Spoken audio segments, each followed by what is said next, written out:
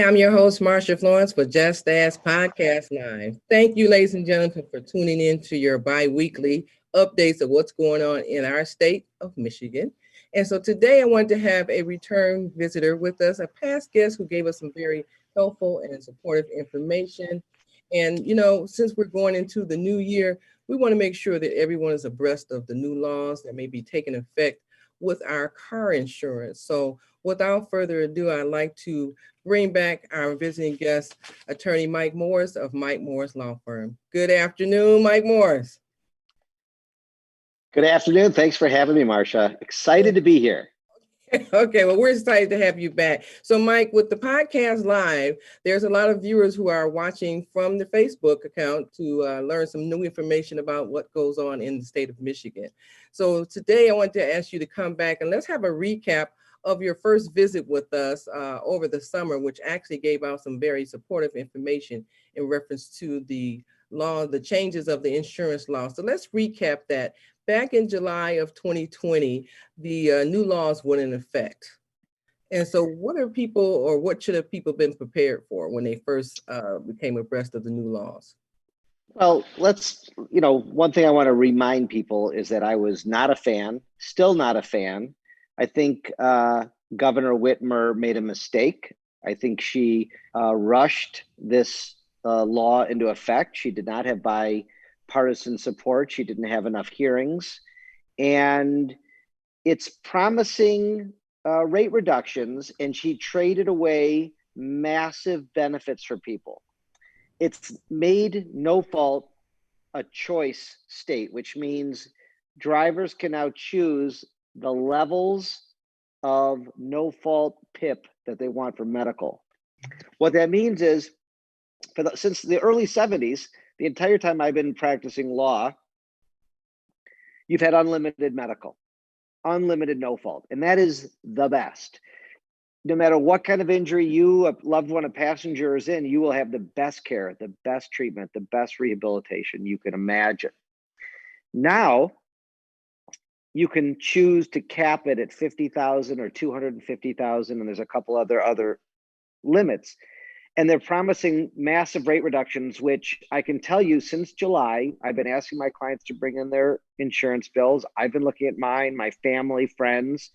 Nobody is saving any type of real money because of this law. Nobody.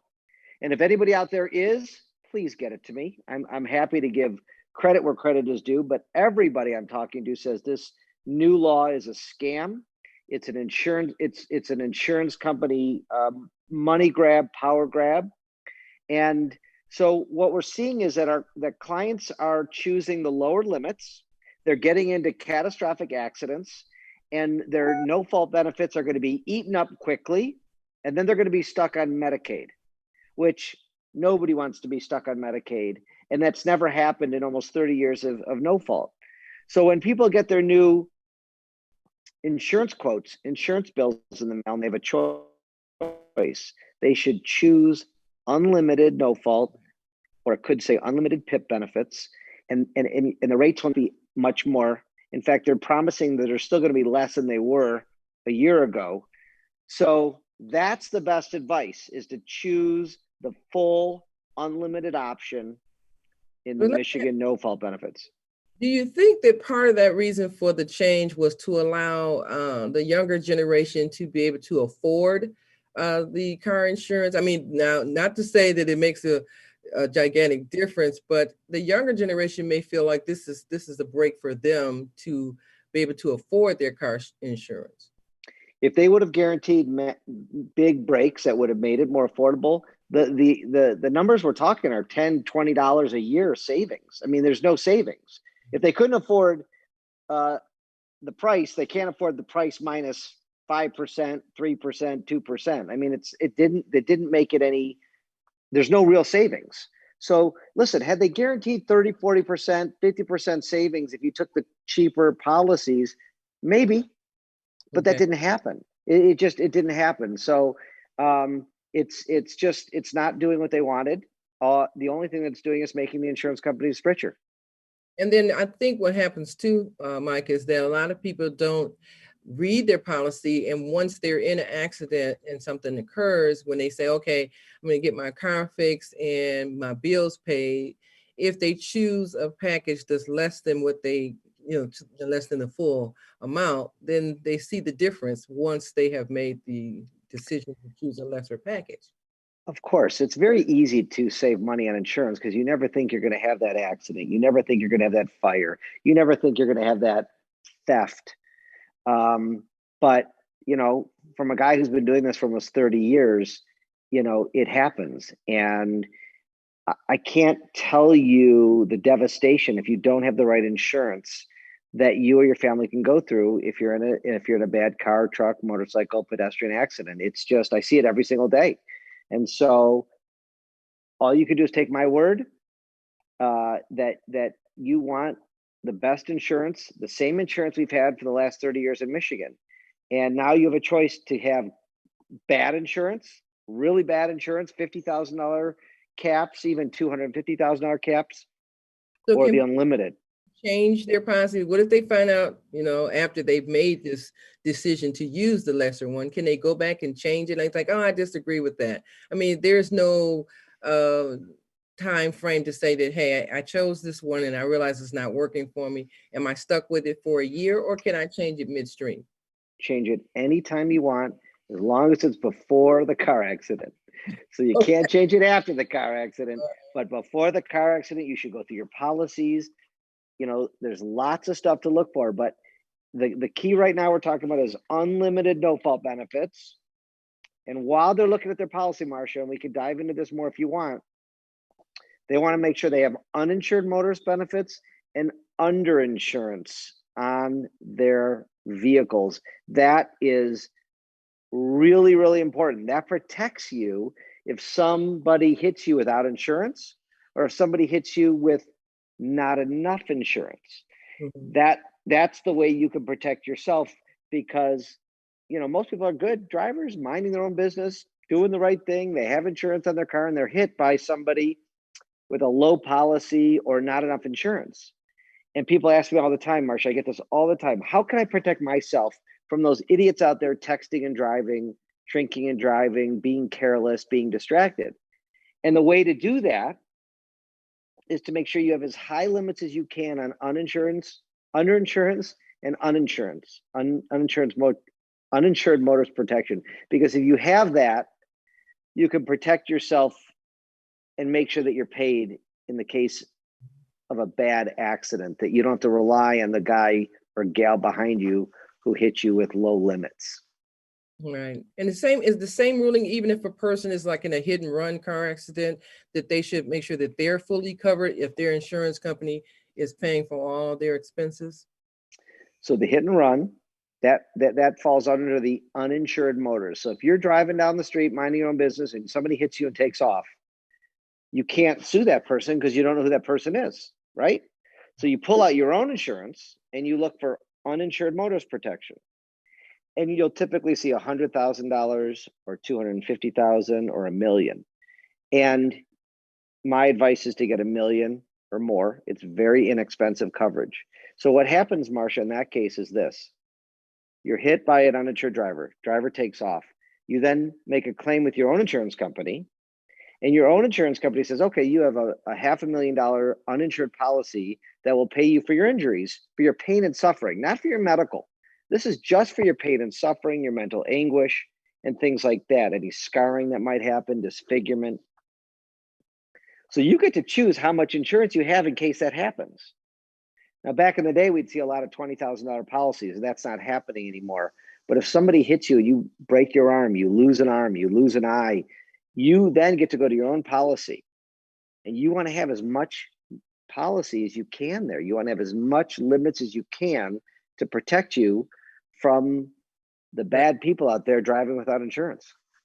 And I hear what you're saying, and I'm hoping our viewers today through the podcast will adhere to what you're saying, because I think that a lot of people, first of all, our elderly population who are still driving is probably saying, well, I don't need all that insurance.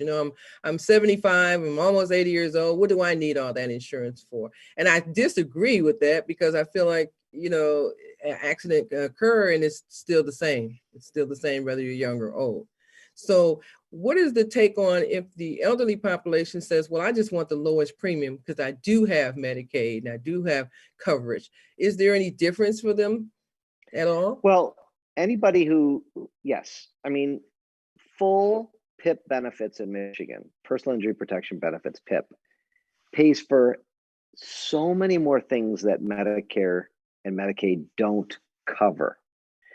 So I have 1,000 examples, but if you know somebody on Medicaid who's dealing with a bad injury, so like I have a very, very good friend who became a paraplegic from a snowboarding accident, nothing to do with the car, right? And he's on Medicaid. They don't pay for anything. They don't pay for, they pay for like benefits like this much. They don't pay for great physical therapy and great equipment for the house and rehabbing house and special beds and special everything. But if you're accident and you become a paraplegic and you have full NoFault benefits, the whole book is open to you. There will be millions and millions of dollars spent on your care and recovery and rehabilitation that will get you farther in life, might even help you, be as functional as a human being as you can. And I know that's a drastic example, but it's the same example that if somebody uses 50,000 or a very low limit for PIP, get in a car accident, become a paraplegic, once that money gets eaten up, that's it. First day in the hospital, it's eaten up, right? Let's be honest. Then you're stuck on the Medicaid system where entitled to the best benefits and the best healthcare. And Michigan's got some really, really great doctors in healthcare and rehabilitation. So if you're on Medicare or Medicaid and you say, I want to save $30 a year, just know that yes, you have insurance, but once it's exhausted, you're going to that's it. Medicaid, going to the very bare bottom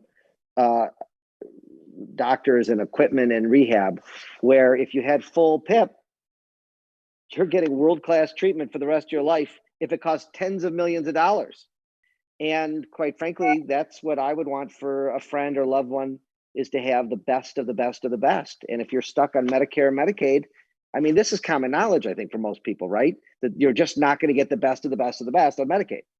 Do you think the decision to change, well, like you said, you felt that though the governor was rushed to make this decision, but wasn't it the people's cry that said, hey, the state of Michigan has the highest car insurance rates in the world. Everywhere you go, somebody say, you pay that kind of money for your car insurance. So do you think that she was rushed to make this decision without really fully investigating, the choices we should have? Well, what was the rush? She was already elected. There wasn't an election coming up for her.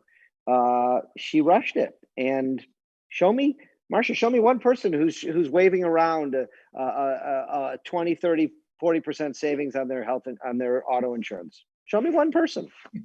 I'm begging somebody to email me their NoFault policy to Mike at 855mikewins.com. I haven't seen one person who has saved a significant amount of money on their NoFault bill. Not one. And this is my business. So she felt rushed. I just don't know why. And I've interviewed legislature representatives on our podcast on open mic, and everybody agrees that she made a mistake and that she rushed. And I don't know what the rush was for. Nobody told me what, she was rushed against. I know that there was rumors that there were business people who were going to put a referendum up, and maybe she rushed. Those are all BS reasons to rush something. So do you think revisit it, next year or prior to her reelection, if there's one coming? Do you think Okay, so I'm hopeful. I'm hopeful, and I'm also hopeful that there's a Supreme Court challenge to it, because I think there's a lot of things that are unconstitutional in this new law. And Michigan Congress could hopefully change the law. There's lots of things that could happen, but whether will or won't, I don't know. I think the public, gave up so many benefits for very little, if any, savings, they should be really upset, and they should be marching on the Capitol and demanding reform, and either, guaranteed rate reductions, like significant ones, or give me back my benefits. So, and stop sucking up to the insurance companies. Okay, but none of these laws that she made here, or do you know? I'm just asking a hypothetical question. In different states, do they have similar laws like this, or we're the only one? So there are, I believe, 13 states that have NoFault. We were the only one with unlimited. We had the Cadillac of NoFault coverage in the country. Yes, it was more expensive than others, but we had the best. And then you can ask any single person injured in a car accident what state they'd rather be in, and were they upset that they were paying higher rates? They'd say, no, it was all worth it. So yeah, we had the best of the best. Then now we're in the middle of the pack, I think, but nobody has said that they are saving money. Like, nobody. So prove that to me, and we'll have another discussion. But what I saw and what I see are major changes to our policies, lesser coverages, lesser benefits for no real savings. That's what I'm seeing. Yeah, that's a lot. That's a lot. And I think, people will call in or, write us send us the email and, tell us their dissatisfaction, or, if they feel like they are satisfied. So I want to offer the opportunity for those of you who have concerns or questions in reference to your insurance policy. Mike Morse has given out his information. Let's have that phone number or email again, Mike. So if someone wants to ask you. Right. Please, I'm open for a discussion.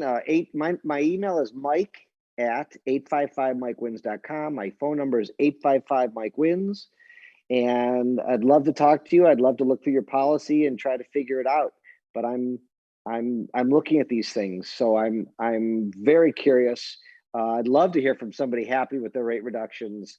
I have not met one person yet, so that you could be my first. Well, I'll probably email you first. No, I'm just saying. Okay, well, ladies and gentlemen, he offered that information, as well as if you have questions for us here at Just Ask Talk Show, 1-800-323-5336, 1-800-323-5336, our 24-hour production line, and we will also forward the questions to Mr. Morris if need be. So at the point where people are concerned about their insurances, how about the medical side of it? Is there any feedback from physicians or other parts of the insurance claims that people have? So do you guys get any feedback from the medical side? So not a ton, except nobody's happy with this. I mean, the only organization I've ever heard of that are happy with these new changes are the insurance companies. The doctors, they're now on fee schedules, so they're making less money. The doctors used to wait for bills to be paid after litigation. I'm not sure if they're going to continue that for very long.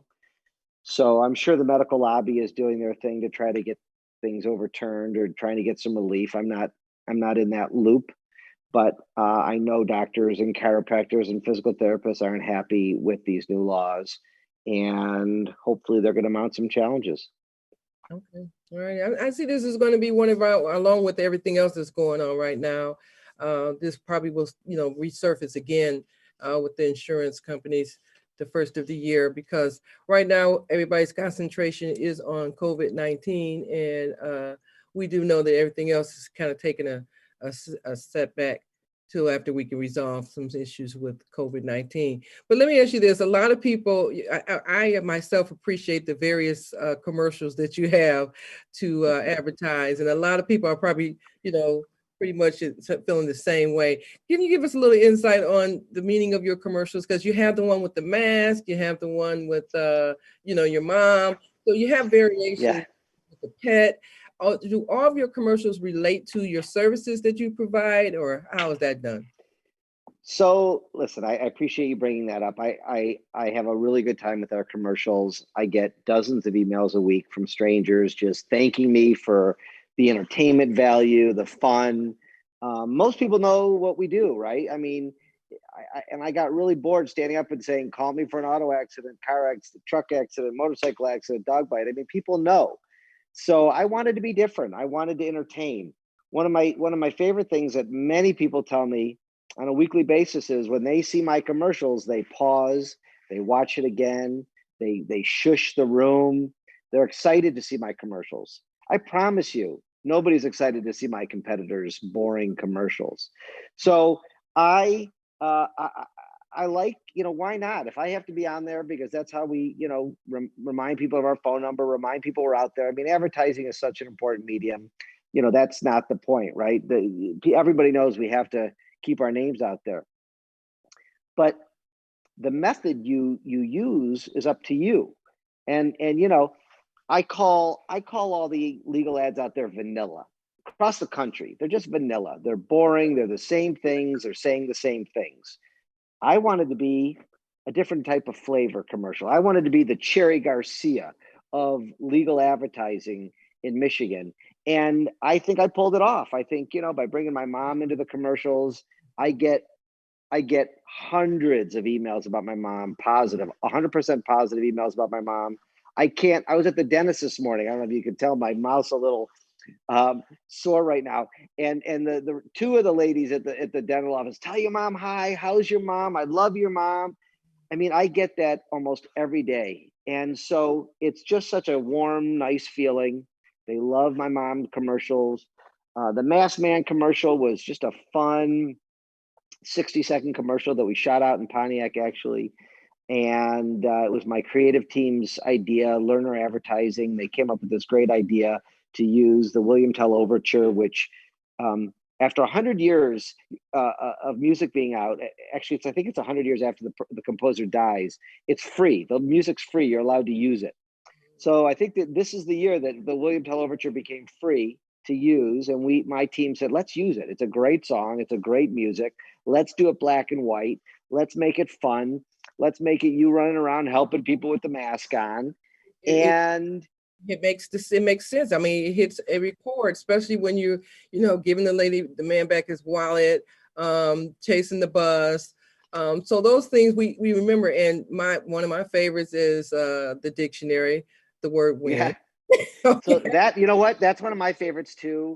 Okay. And it's just such a creative, funny, fun thing. People like the one where I'm talking to my mom in my kitchen and Yep. And I'm thinking win, win, win, win, win. And she's like, Michael, are you listening to me? That's and it's a word. you know what?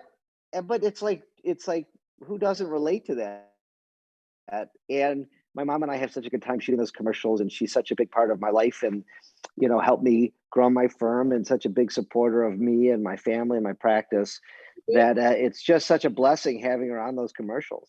We thank you for them. I mean, I think one thing about the commercials, it keeps people informed of the services that you provide and the commitment to the state of Michigan. So myself, I like to thank you for the commercials, and especially coming in today as well as our first encounter, learning more about the Mike Morse Law Firm and your views and opinions about the new laws that's taking place. Now, before I wrap up, I wanted to also just mention to our viewers that you are always in the give back programs. And can you tell us a little bit about it before we close, Mike? When I was growing up, my mom was extremely tidy. We were trained to put things back where we got them from. One day, when I walked into my mom's house, I felt like I walked to someone else's house. There was stuff everywhere. And just growing up the way I grew up, and to see this transition was very alarming.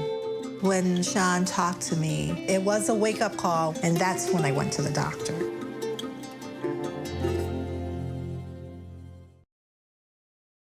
If you love them enough to do this, surely you'll check NHTSA.gov/the right seat to make sure they're in the right car seat. Patriotism. It inspires passionate debate, and it's worn like a badge of honor with good reason, because it means love and devotion for one's country. But what really makes up this country of ours? It's the people. To love America is to love all Americans. This year, patriotism shouldn't just be about pride of country.